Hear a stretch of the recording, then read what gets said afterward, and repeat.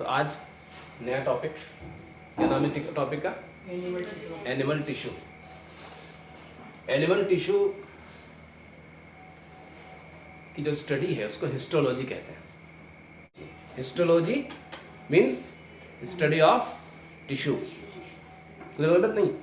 अब आता है टिश्यू क्या होते हैं, what is the means of tissue. Tissue का के माने मीनिंग हमें पता होनी चाहिए कि टिश्यू क्या होते हैं। तो the group of cells similar in origin, structure and function. क्या मतलब? The group of cell similar in origin, structure and functions are called tissue. यानी सेल्स का ऐसा ग्रुप जो अपने ओरिजिन में, यानी जहां से वो डेवलप हुए, और अपने स्ट्रक्चर में और अपने फंक्शन में एक जैसे हो, सिमिलर हो, तो हम ऐसे ग्रुप ऑफ सेल्स को हम क्या कहते हैं? टिश्यू कहते हैं। ठीक। जैसे मिसाल के तौर पर हम देखते हैं कि जैसे स्पॉन्जेस होते हैं, स्पॉन्ज में भी मल्टी सेलुलर होते हैं, बहुत सारे सेल्स के बने होते हैं, लेकिन हम उन्हें टिश्यू नहीं कहते हैं।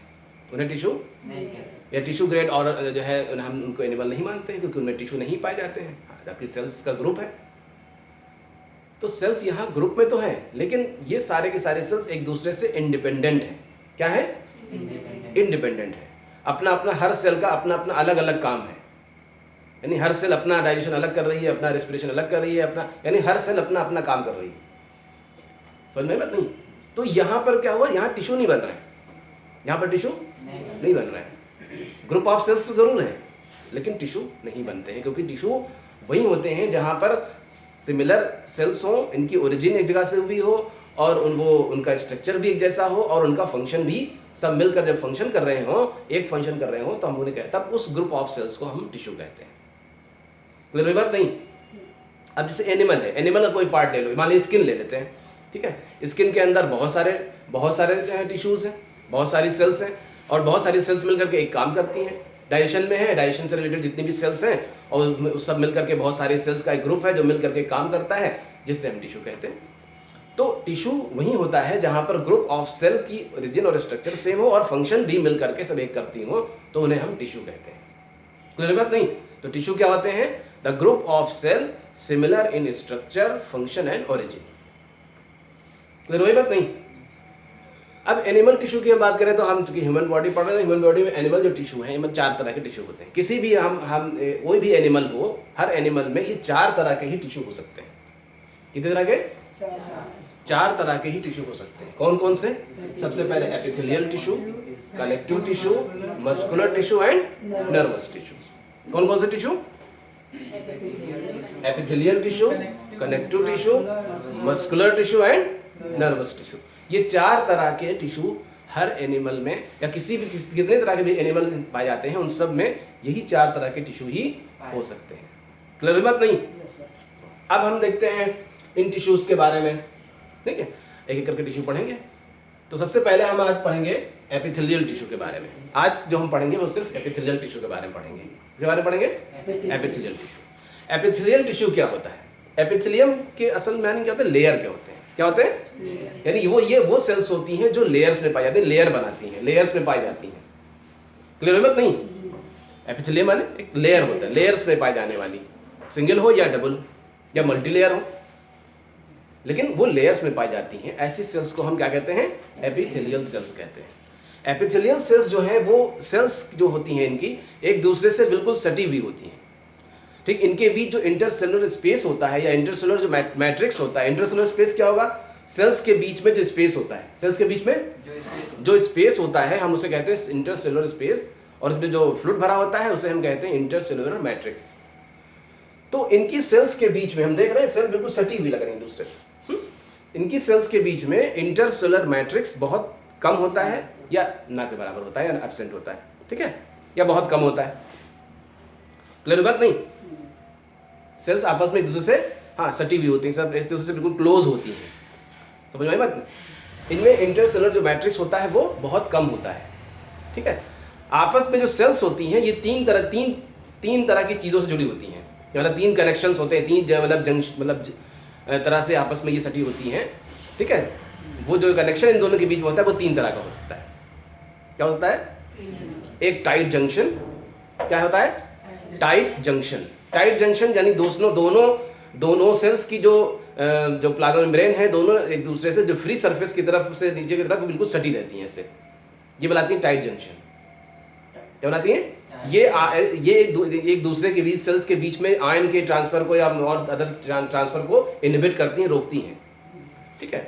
उसके बाद होता है गैप जंक्शन। क्या होता है? गैप जंक्शन होता है। क्या होता है? Gap junction. गैप जंक्शन ये होता है इन दोनों सेल्स के बीच में एक चैनल होता है, जो दोनों के बीच में जिसका एक मॉलिक्यूल होता है, जिसका एक डायमीटर होता है 1.5 से 2 नैनोमीटर। तो इनके बीच एक सेल से दूसरे सेल्स के बीच में आयंस का या स्मॉलर मॉलिक्यूल्स का ट्रांसफर हो सकता है। वो एक प्रोटीन होती हैं, प्रोटीन के जरिए उसमें कंट्रोलिंग सिस्टम होता है, तो वो गैप जंक्शन होता है। ठीक है, क्लियर है? नहीं। और एडहेरिंग जंक्शन होता है कि दोनों सेल्स एक दूसरे से, हाँ, कुछ प्रोटीन से एक दूसरे से बिल्कुल जुड़ी होती हैं, ऐसे बिल्कुल एडहेर होती हैं, जुड़ी होती हैं। तो वहां पर भी क्या होता है, इन दोनों के बीच में ट्रांसफर को भी जो है, ट्रांसफर के बीच को जो है वो इनहिबिट करती, कंट्रोल करती हैं। तो 3 तरह के जंक्शन 2 सेल्स के बीच में होते हैं। कौन कौन से? कौन कौन से हमने बताया? Tight junction, gap junction and adhering junction. Clear है? नहीं, 3 तरह के जंक्शंस सेल्स के बीच होते हैं। समझ में बात नहीं? जैसे हम मिसाल के तौर पर हम जैसे बना के दिखा दें आप लोगों को। जैसे क्या होता है कि जैसे होता है कि ये एक सेल है, ठीक है, ये एक सेल है और ये दूसरी सेल है। तो इसमें 2 सरफेस, देखो हर एपिथेलियल सेल, एपिथेलियल जो टिश्यूज होते हैं उनमें, उन सब में 2 सरफेसेस, एक फ्री सरफेस होता है, एक क्या होता है, ये फ्री सरफेस है। ठीक है, ये जो सरफेस होता है, एक सरफेस इसका फ्री होता है और एक बेसमेंट, जो बेसमेंट मेम्ब्रेन की तरफ होता है, यानी एक तरफ कहीं अटैच होता है बेस की तरफ बेसमेंट मेम्ब्रेन। जो फ्री सरफेस होता है या तो वो आउटसाइड एनवायरनमेंट यानी वो एनवायरनमेंट को फेस करेगा या किसी जो है कैविटी के इंटरनल पार्ट को जो है, इंटरनल जो कैविटी होगी, इंटरनल जो एनवायरनमेंट होगा उसको फेस करेगा। बात समझ में आई बात नहीं? यानी कि जो फ्री सरफेस होगा या तो वो बाहर, जैसे स्किन में पाया जा रहा है तो स्किन के बाहर एनवायरनमेंट को फेस करेगा, या जो है अगर किसी कैविटी के अंदर पाया जा रहा है, क्या किसी डक्ट के अंदर पाया जा रहा है, तो अंदर की जो उसकी ल्यूमेन है, कैविटी है, उसके अंदर वो खुला हुआ होगा। ठीक है, तो फ्री सरफेस होता है और एक अटैच सरफेस या बेस सरफेस होता है जो बेसल मेम्ब्रेन पर अटैच होता है।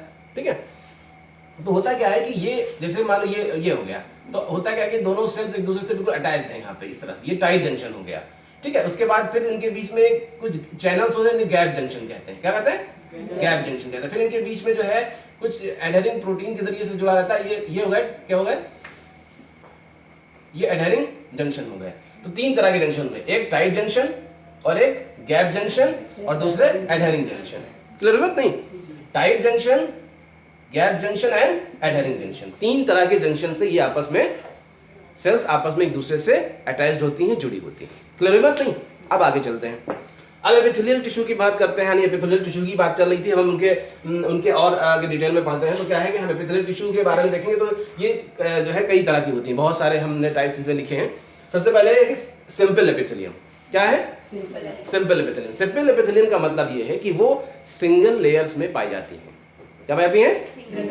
सिंगल लेयर्स में पाई जाने वाली जो एपिथेलियम है उनको हम कहते हैं सिंपल एपिथेलियम। क्या कहते हैं उनको? सिंपल एपिथेलियम, यानी वो एपिथेलियम जो सिंगल लेयर में पाई जाती हैं उन्हें हम कहते हैं सिंपल एपिथेलियम। ठीक है, क्लियर है बात नहीं?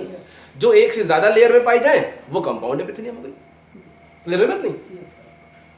तो सिंपल एपिथेलियम क्या है? जो सिंगल लेयर्स में पाई जाती हैं। ठीक है, और जो मल्टी लेयर होती है, एक से ज्यादा लेयर होती हैं, उन्हें हम कंपाउंड एपिथेलियम या स्ट्रेटिफाइड एपिथेलियम कहते हैं। समझ में आई बात नहीं?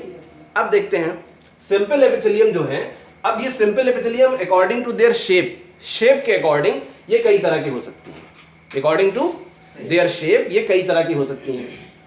ठीक है, सिंपल एपिथेलियम कौन सी एपिथेलियम है? जो सिंगल लेयर में पाई जाती है। ये याद रखने की चीज है, समझ, याद रखिएगा। Simple epithelium single layer, multi, और कंपाउंड या स्ट्रेटिफाइड एपिथेलियम मल्टी लेयर, यानी एक से ज्यादा लेयर। क्लियर है नहीं? अब देखते हैं स्क्वामस एपिथेलियम की हम बात करें। जैसे हम स्क्वामस एपिथेलियम देख रहे हैं, लिखा हुआ स्क्वामस का फिगर ही बना हुआ है। स्क्वामस जो एपिथेलियम होती हैं, इनकी जो सेल्स होती है, इनकी बाउंड्री जो होती है वो इर्रेगुलर होती है। क्या होती है? इर्रेगुलर शेप होता है, इर्रेगुलर इनकी बाउंड्री होती है। सेल्स की बाउंड्री इर्रेगुलर होती है, सेल्स फ्लैट होती है। ठीक है, क्या होती है? सेल्स जो है फ्लैट होती हैं, एक दूसरे से ऐसे अटैच रहती हैं सेल्स जैसे कि टाइल्स होते हैं। क्या होते हैं? यहाँ टाइल्स नहीं अटैच रहते हैं दूसरे से, ये सेल्स ऐसे ही दूसरे से अटैच होती हैं। सेल्स फ्लैट होती हैं, इर्रेगुलर बाउंड्री होती है और एक दूसरे से ऐसे अटैच रहती हैं जैसे कि टाइल्स होते हैं ना, एक दूसरे से अटैच रहते हैं, इस तरह से ये अटैच रहती हैं। ठीक है, अब ये सेल्स पाई कहाँ जाती हैं, कहाँ प्रेजेंट होती हैं? तो ये सेल्स जो है हमारी ब्लड कैपिलरीज में पाई जाती हैं। कहाँ पाई जाती हैं? ब्लड कैपिलरीज में पाई जाती हैं और एयर सैक्स ऑफ लंग, यानी कि लंग्स में जहां पर एयर सैक्स होते हैं, जैसे एल्वियोलाई होते हैं, यहाँ पर एयर का डिफ्यूजन होना होता है, एयर का एक्सचेंज, गैस का एक्सचेंज होना होता है, वहां पर ये पाई जाती हैं। तो दो खास जगह हमने बताई, कौन कौन सी बताई? एक ब्लड कैपिलरीज में पाई जाती है और दूसरी लंग्स में पाई जाती है। लंग्स यानी air sacs of lung, air sacs of lungs में ये पाई जाती है। स्क्वामस एपिथेलियम कहाँ पाई जा रही है? ब्लड कैपिलरीज में और lungs, air sacs of lungs, air sacs of lungs. Clear हो बात नहीं? अब इनका फंक्शन क्या होता है? ठीक है, हाँ, इनका देखिए, हम जो भी टिश्यू पढ़ेंगे उनका स्ट्रक्चर क्या होता है और उनका जो है स्ट्रक्चर कैसा होता है और वो कहाँ पाई जाती हैं और फंक्शन क्या होता है, हमें ये पता होना चाहिए। बस ज़्यादा इस पर रटने की जरूरत ही नहीं है कुछ, बस हमें ये पता हो टिश्यू कहाँ का, इनका स्ट्रक्चर कैसा होता है और इनका ये कहाँ पाई जाती हैं, उनका फंक्शन क्या होता है।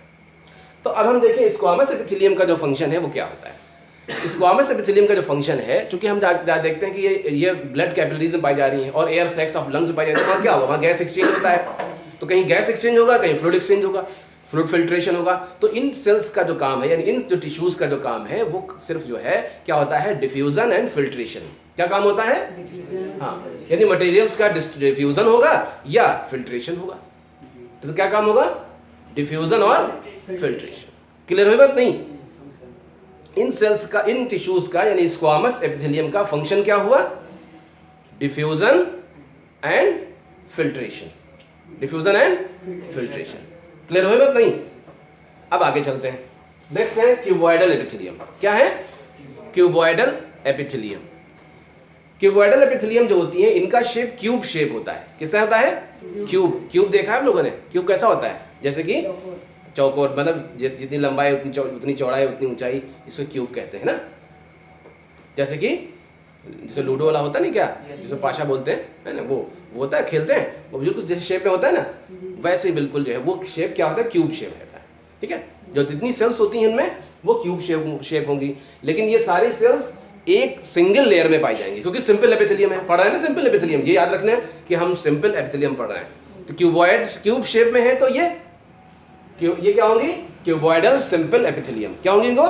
Cuboidal simple epithelium. क्लियर है बात नहीं? इनका शेप क्यूब शेप होता है। क्या होता है? ये क्यूब शेप होती हैं। सुने, इनका स्ट्रक्चर क्या हुआ? ये क्यूब शेप होती हैं। इन क्यूबॉइडल इनका शेप होता है, यानी क्यूब शेप इनका स्ट्रक्चर होता है। और ये पाई कहाँ जाती हैं?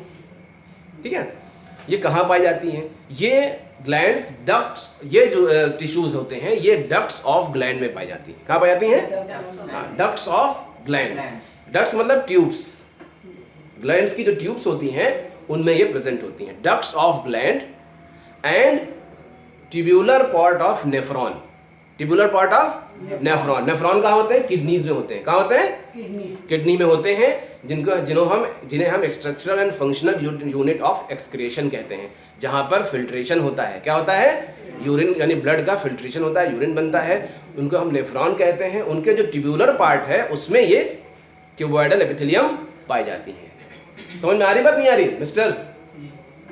क्यूबॉइडल एपिथेलियम कहाँ पाई जाती है? Tubular part of nephron. कहाँ पाई जाती है? Tubular part of nephron. और कहाँ बताया था हमने? Ducts of gland. Ducts of gland. समझ में आई बात?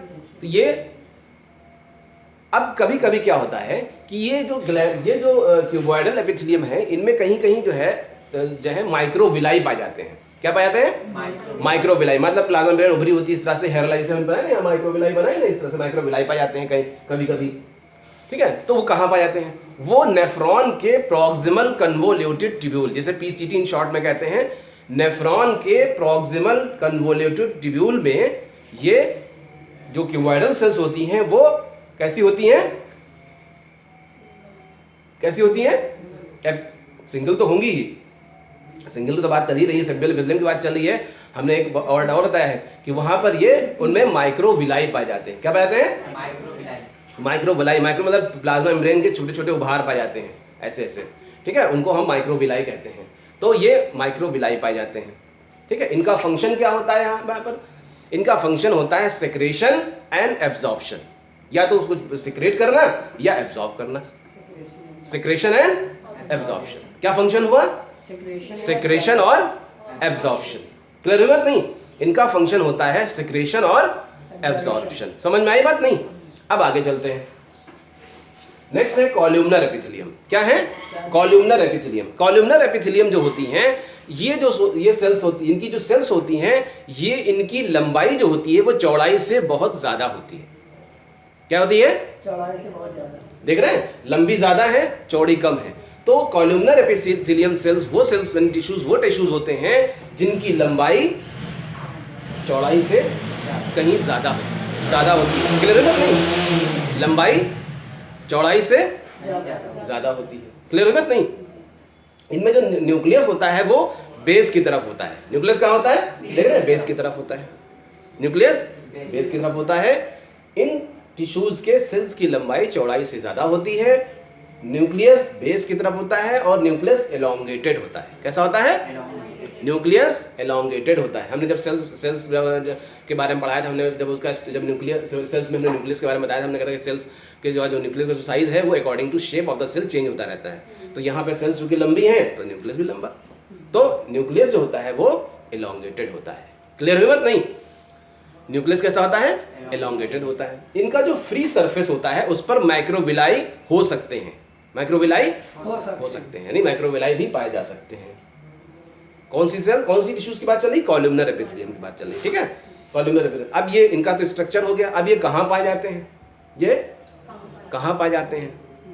ये इंटेस्टाइन में और स्टमक की इनर लाइनिंग जो होती है, inner lining of intestine and stomach, intestine और स्टमक में ये पाए जाते हैं। काम क्या होता है इनका? इनका काम होता है, इनका जो फंक्शन होता है वो वहां पर भी या तो सेक्रेशन होगा या एब्जॉर्प्शन होता है। जैसे इंटेस्टाइन में एब्जॉर्ब करती हैं, स्टमक में सेक्रेशन होता है। तो इनका काम या तो सेक्रेशन होता है या एब्जॉर्प्शन होता है। क्लियर हुआ? नहीं, सेक्रेशन एंड एब्जॉर्प्शन इनका मेन काम है। आगे समझ में बात? Secretion and absorption. कुछ एपिथेलियम जो क्यूबॉइडल भी हो सकती हैं और कॉल्यूमनर भी हो सकती हैं। ये बात समझने की है। कुछ एपिथेलियम कॉल्यूमनर भी हो सकती हैं और क्यूबॉइडल भी हो सकती हैं। इनके फ्री सरफेस पर सीलिया पाए जाते हैं, हेयर लाइक स्ट्रक्चर। क्या पाए जाते हैं? हेयर लाइक स्ट्रक्चर, यानी सीलिया पाए जाते हैं। इनको हम कहते हैं सीलिएटेड एपिथेलियम। क्या कहते हैं इनको?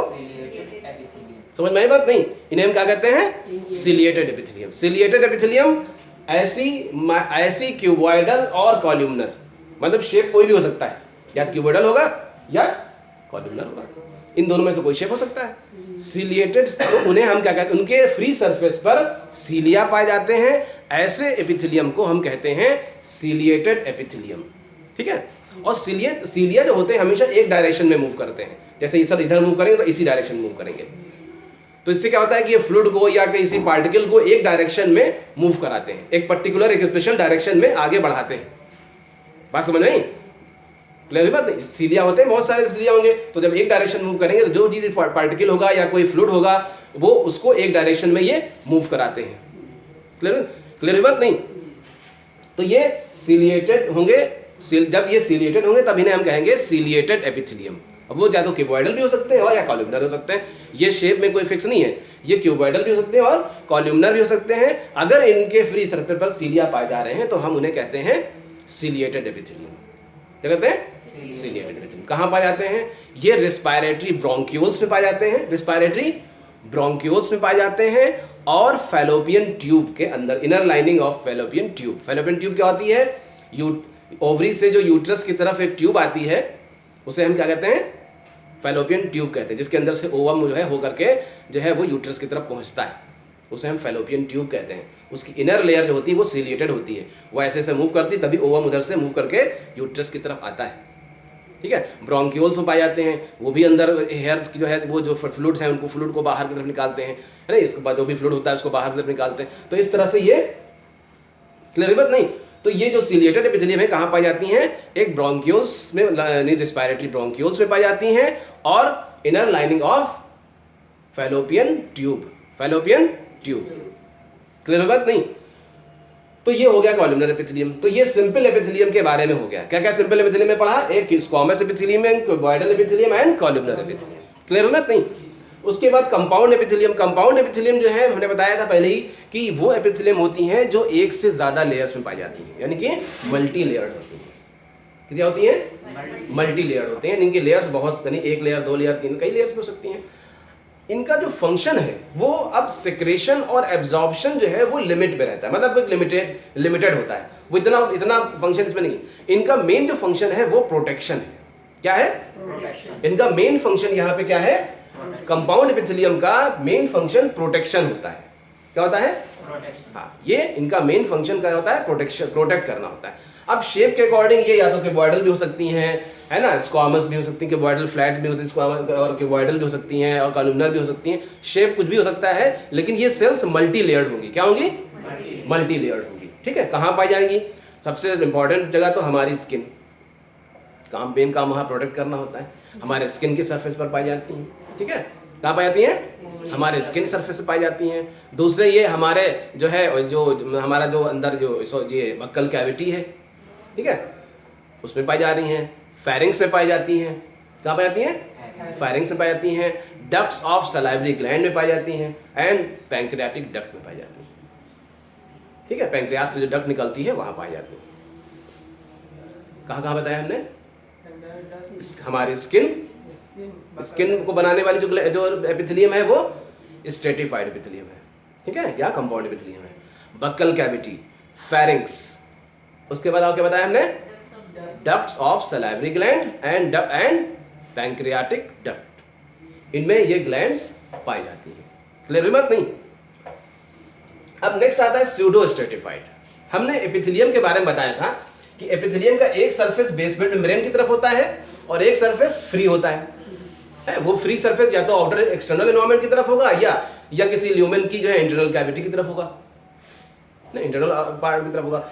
लेकिन ये हम देख रहे हैं स्ट्रक्चर, हम इन एपिथेलियम को हम देखें तो क्या दिख रहा है कि इनमें कुछ सेल्स, यानी इनमें जो सारी जो सेल्स हैं उनका जो वो सारे बेसमेंट मेम्ब्रेन को तो टच कर रही हैं। सारी सेल्स बेसमेंट मेम्ब्रेन को तो टच कर रही हैं, लेकिन सारी जो सेल्स हैं उनका जो फ्री सरफेस है उनमें कुछ सेल्स का फ्री सरफेस जो है, कुछ सरफेस का जो सरफेस है वो फ्री सरफेस को टच कर रही है, कुछ जो है फ्री सरफेस को टच नहीं कर रही है। बात समझ में आ रही नहीं आ रही? तो अब हम इन्हें सिंपल कहें कि कंपाउंड कहें? ना तो ये सिंपल है ना स्ट्रेटिफाइड है, इस वजह से इनको स्यूडो स्ट्रेटिफाइड कहते हैं। देखने में ये मल्टी लेयर्ड होती हैं लेकिन होती नहीं है। तो स्यूडो माने फॉल्स होता है, फॉल्स क्या मतलब? फॉल्स, यानी फॉल्स स्ट्रेटिफाइड, यानी फॉल्स मल्टी लेयर, यानी दिखने में ये मल्टी लेयर लग रही है लेकिन मल्टी लेयर है नहीं। क्यों? क्योंकि इनमें सारी सेल्स जो है बेसमेंट मेम्ब्रेन को तो टच कर रही है, लेकिन फ्री सरफेस सब सारी सेल्स टच नहीं कर रही हैं, यानी सारे सेल्स फ्री सरफेस की तरफ नहीं, कुछ सर्व फ्री सरफेस की तरफ है और कुछ नहीं है। तो इन्हें हम कहते हैं सूडो स्ट्रेटिफाइड। ठीक है, क्लियर बात नहीं। कहाँ पाई जाती हैं? ये ओएसोफेगस में पाई जाती हैं। कहाँ पाई जाती हैं? ओएसोफेगस में एंड वेजाइना में। कहाँ पाती हैं? ओएसोफेगस में एंड वेजाइना में।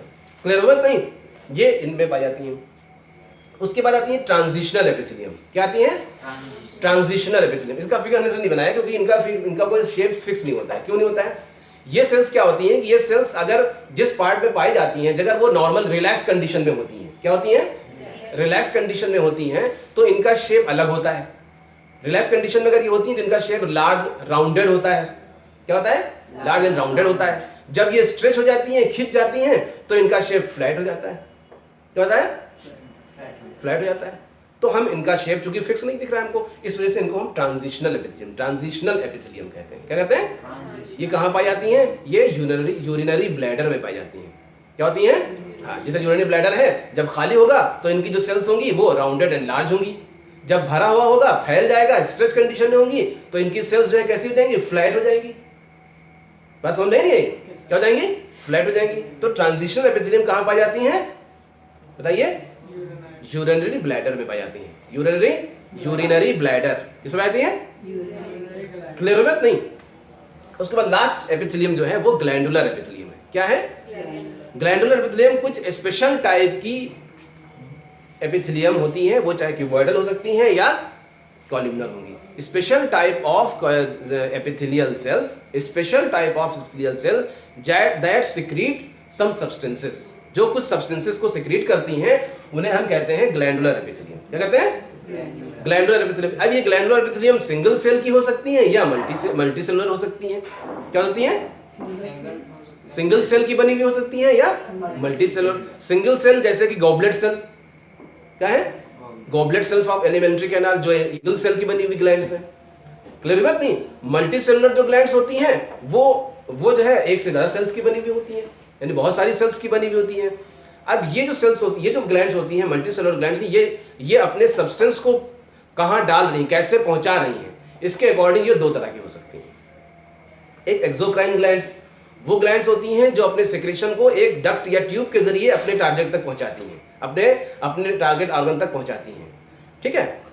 क्लियर बात नहीं? जैसे पहले फोन हुआ करते थे, नहीं होते थे, देखा होगा आप लोगों ने, लैंडलाइन फोन होते थे तो कनेक्शन पहले तार पूरे जो है एरिया में फैला हुआ था। जिस तरह इलेक्ट्रिक लाइन के खंभे लगे होते हैं, पोल्स लगे होते हैं, उसी तरह उसके भी पोल्स लगते थे, उन पर तार खींचा हुआ होता था, फिर उससे कनेक्शन लिया जाता था, फिर वो फोन में आके जुड़ता था, घर में उसकी पूरी वायरिंग होती थी, जैसे लाइट की वायरिंग होती है, फिर वहाँ उसको जोड़ा जाता था, वहीं बैठ के आदमी फोन करे, इधर जा भी नहीं सकता था लेकर के। तो ये फोन थे ओवरहेड वायर के जरिए। तो अब यहाँ पे क्या था कि अब यहाँ पे वायर के थ्रू जो है वो मैसेज जा रहा है। क्या हो रहा है? वायर के थ्रू। और अब क्या हो रहा है? अब कहीं वायर की जरूरत नहीं, कुछ भी जरूरत नहीं है, आदमी कहीं बैठा हुआ है, जितनी वेव्स है वो जो है एटमॉस्फेयर में घूम रही हैं, जहां पे भी मैसेज, जहां पर भी जिसको जो रिसीविंग हुई वहां पे रिसीव कर लिया गया मैसेज एटमॉस्फेयर से। हुआ नहीं हुआ? ऐसे ही ग्लैंड भी दो तरह की होती है हमारी बॉडी में।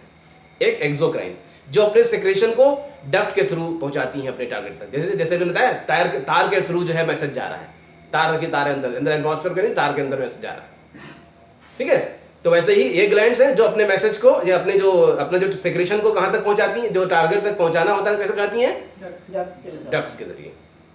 ठीक है? मोबाइल फोन वाला सिस्टम क्या है कि वो एटमॉस्फेयर में वेव्स पहुंच गई और एटमॉस्फेयर से वेव्स रिसीव हो गई। तो वैसे ये एंडोक्राइन ग्लैंड्स होती हैं। एंडोक्राइन ग्लैंड अपने सेक्रेशन को ब्लड में डाल देती हैं। कहाँ डाल देती हैं?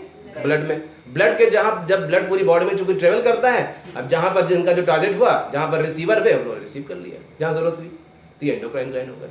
तो exocrine gland and endocrine gland. Exocrine gland अपने सेक्रेशन को ट्यूब के जरिए अपने टारगेट तक पहुंचाती हैं, और एंडोक्राइन ग्लैंड जो है वो जो है वो ब्लड वेस्कुलर सिस्टम, ब्लड के जरिए अपने टारगेट तक अपने सेक्रेशन को पहुंचाती हैं। तो ये दो तरह की ग्लैंड्स हो गई। कौन कौन सी? Exocrine and endocrine gland. तो ये एपिथेलियम का जो है टॉपिक कंप्लीट हो गया। ठीक है?